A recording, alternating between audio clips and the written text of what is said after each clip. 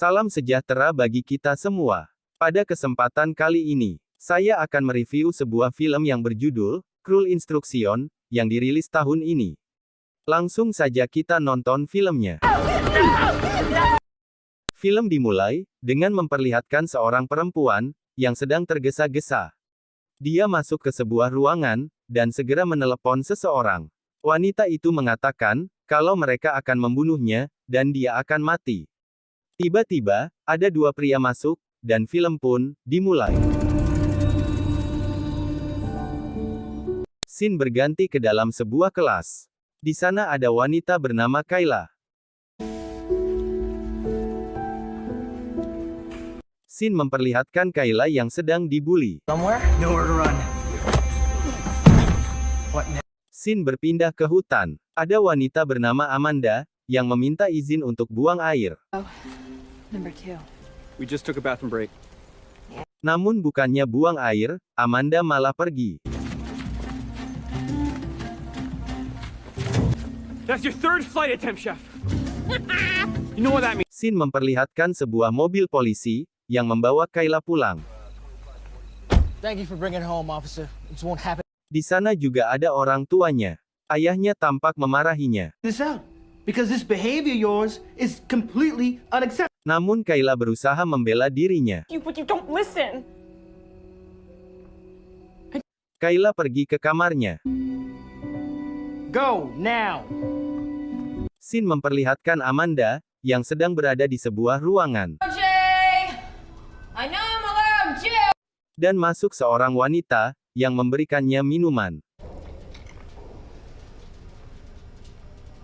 Wanita itu mengatakan kepada Amanda bahwa dirinya harus ke fasilitas perawatan di daerah Utah.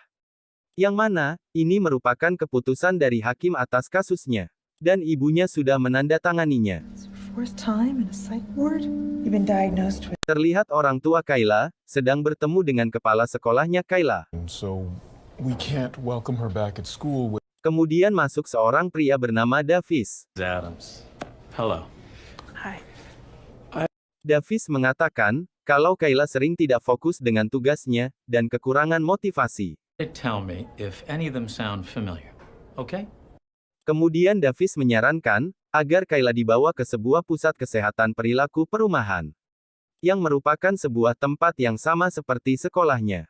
Namun ada bantuan tambahan. Tempat ini sangat cocok untuk remaja seperti Kayla. All in it together. I have to admit, seems Terlihat seorang wanita dan anak kecil yang merupakan ibu dan adiknya Amanda.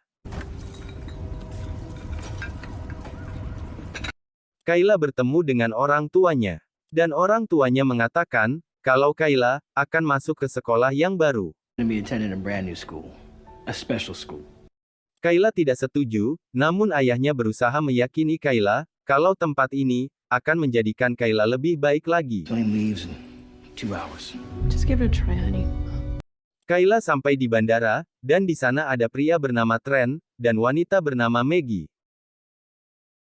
Mereka berdua merupakan petugas dari fasilitas perawatan yang akan mengantarkannya ke fasilitas perawatan.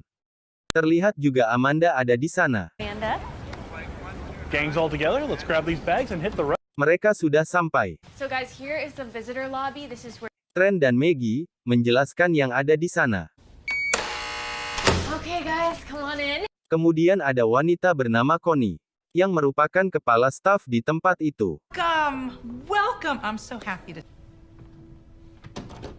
This isn't your first time at the. Kemudian mereka masuk ke sebuah ruangan, dan ada seorang dokter perempuan, bernama Patty.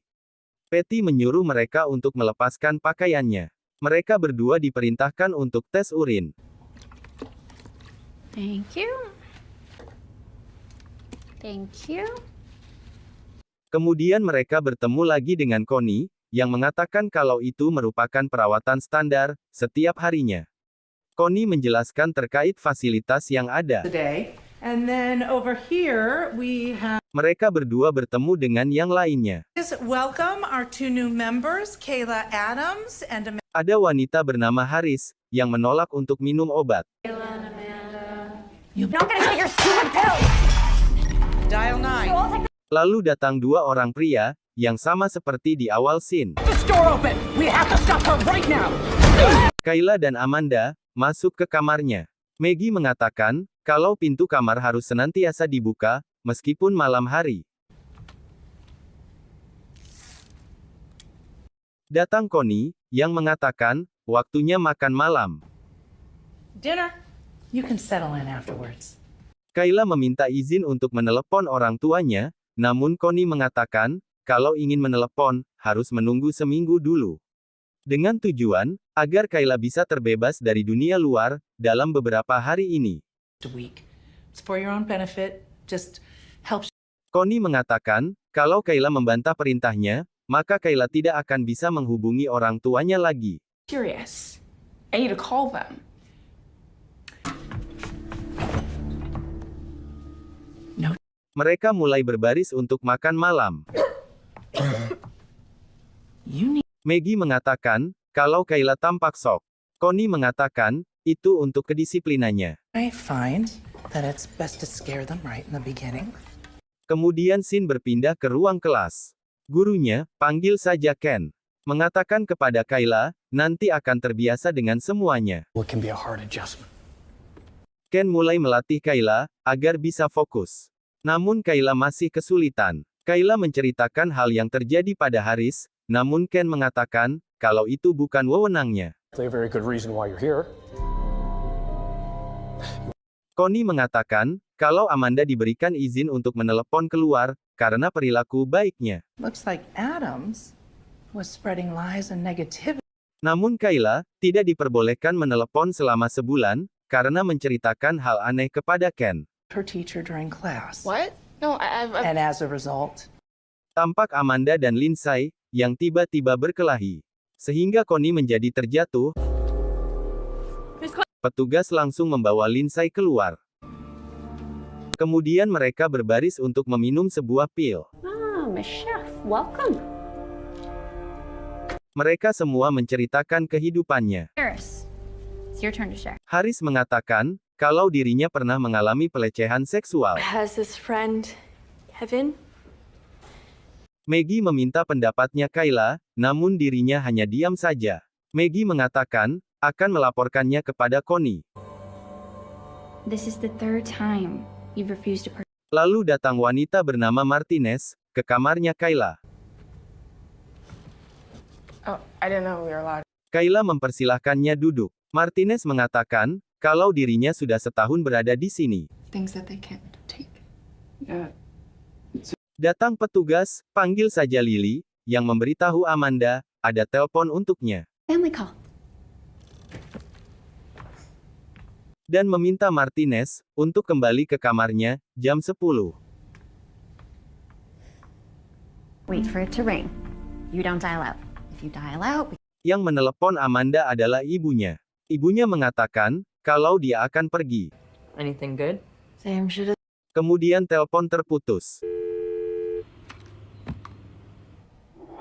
Mereka semua berbaris, untuk dilakukan pengecekan. Connie menemukan sebuah pensil di rambutnya Amanda, dan menyuruhnya pergi. Do you think I'm... Scene memperlihatkan Kayla, bersama dengan guru perempuannya, bernama Jameson. Dia menanyakan terkait kehidupan Kayla di sekolah sebelumnya. Kayla mengatakan, kalau dirinya dibully, namun orang tuanya tampak tidak peduli. Jameson mengatakan, kalau dia akan membantunya. if you let me. Scene berpindah ke kelas. Ketika guru sedang menjelaskan, Lindsay pergi untuk meraut pensilnya. Dan tiba-tiba, langsung menusuk Green.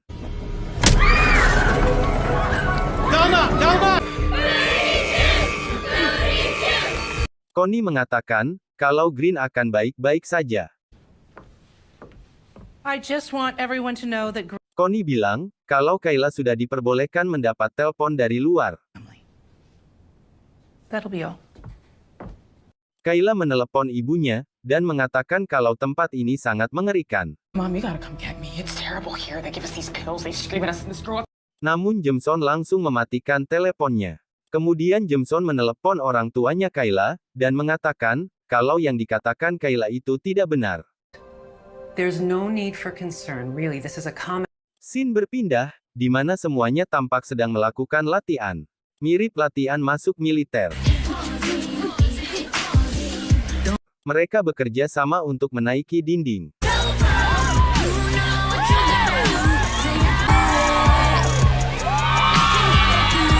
Martinez kembali ke kamarnya Kayla, dan mengucapkan terima kasih.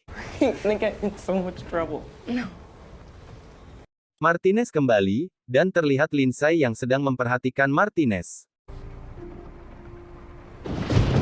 Kayla kembali menelepon ibunya, dan menceritakan kalau hari ini, dia merasa lebih baik. Out of that. Oh, and we did this ropes course, and I helped all the girls. Namun Jameson mengatakan, kalau Kayla terlibat percintaan dengan wanita lain, atau suka dengan sesama jenis. I'm sorry to tell you that your daughter is engaging. Kayla membantah, dan mengatakan hanya temenan saja dengan Martinez. I think Kayla is exactly where she needs to be. This is a. Ketika sedang kelas olahraga, Braik meminta Martinez untuk pindah ke ruangan lain. Kayla tampak bersedih, karena dia tidak bisa bertemu Martinez lagi. I'll blow over. Just give it time. Amanda terbangun, dan menyadari kalau Kayla tidak ada di tempatnya. Dia bergegas keluar, dan melihat Kayla yang sedang gantung diri. Datang petugas, dan mengatakan kalau Kayla masih bernafas. Kayla dimasukkan ke sebuah ruangan isolasi. Trent mengkhawatirkan keadaan Kayla, namun Connie mengatakan, semuanya masih terkendali. Educational advisor at her school sent her here and we paid. Mereka semua kembali berbaris, dan meminum pil lagi. Namun, Kayla tidak menelannya. Amanda mencoba menghibur Kayla. What'd you wish for? Well, you know, I can't tell you that. Kemudian Connie dan Braik masuk ke kamarnya, dan memarahi Kayla, karena kasurnya berantakan. Look at these wrinkles. Trent mengatakan, jika orang tuanya Kayla ingin menemuinya. Family are here for you. Mereka tampak berkeliling. Yeah, it is under construction for the winter. Hey! Happy birthday, sweetheart. Braik masuk ke dalam kamarnya Kayla, dan mengecek semua perlengkapannya, kemudian keluar. No talking. Shut down. Connie memutarkan sebuah film, dan meminta mereka semua diam. Amanda batuk, Connie menyuruh Amanda untuk keluar. Terlihat Amanda yang mengeluarkan darah dari mulutnya. Connie memarahinya, Kayla mengatakan kalau Amanda sedang sakit. Clearly sick and needs help. What is wrong with you? Connie menyuruh Kayla untuk pergi. Amanda menceritakan keluhannya kepada Patty, namun Patty mengatakan semuanya baik-baik saja. Rest of the day off class. That's it? That's it. Tampak Amanda sedang merintih kesakitan. We need to get you help. Kayla meminta nomor telepon ibunya Amanda. How are you gonna get near a phone? Connie datang, dan memerintahkan Kayla untuk pindah ruangan. Namun Kayla menolaknya. No. I'm not leaving here until she gets help. We need. Bryce datang, dan membawa Kayla keluar. Kayla dipindah ke sebuah ruangan bersama dengan seorang wanita. All the time, like a little baby. Wait, why are you? Kayla bergegas pergi, dan Martinez menariknya. Mereka menyusun sebuah rencana. Patty dan Maggie datang, memberikan obat kepada Amanda. Yeah, drink it. Oh my god, it's 104. Terlihat Kayla yang berusaha menghubungi orang tuanya Amanda. Mereka malah memandikan Amanda. I still think we should call our parents. Dua petugas berhasil menangkap Kayla. Scene ini sama dengan adegan di awal film. Connie menyuntikkan sesuatu ke tubuh Kayla. Kayla berada di sebuah ruangan dengan tangan yang terikat. Connie mendapatkan telepon dari ibunya Amanda. Ibunya Amanda mengatakan, kalau ada orang yang meneleponnya, dan mengatakan Amanda akan mati. Ibunya meminta untuk berbicara dengan Amanda. Namun Connie mengatakan, kalau Amanda sedang menjalani terapi. Ibunya akan datang ke sana, dan segera menggugat Connie. But if you won't let me talk to my daughter, then I am coming to her. Amanda dibawa ke mobil ambulan. Connie dan Maggie tampak saling menyalahkan. Tell me she was this sick. We did. You said she was. Terlihat ibunya Amanda naik taksi. Trent datang, dan membukakan ikatannya Kayla. Trent memberitahu Kayla, kalau Amanda akan baik-baik saja. Terlihat ibunya sudah sampai di rumah sakit. Keep taking it easy, you hear?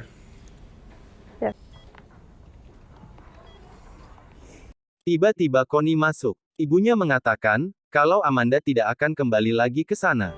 Do you hear me? Jason, go play outside, okay? Amanda meminta ibunya untuk menghubungi orang tua Kayla. Come upstairs now. I'm not gonna ask you again. We're leaving. Drake memberitahu Kayla kalau orang tuanya datang untuk menjemputnya pulang. Kayla mengucapkan salam perpisahan kepada Martinez. Take heart, my love. Just hold my hand. Fear not, my love. I will always be. But it's not Amanda. Kayla bertemu lagi dengan Amanda. Mereka pergi naik mobil. Film pun berakhir. Kesimpulannya adalah, Kayla dan Amanda sama-sama memiliki hari-hari yang buruk. Namun semuanya berubah ketika mereka berdua bertemu. Meskipun tempat perawatan mereka banyak masalah, mereka berdua berhasil melewatinya dengan kekuatan persahabatan. Pesan yang bisa diambil adalah, sahabat akan selalu ada buat kita, meskipun kita dalam kondisi terpuruk sekalipun. Oleh karena itu, carilah sahabat yang mau diajak sulit bersama.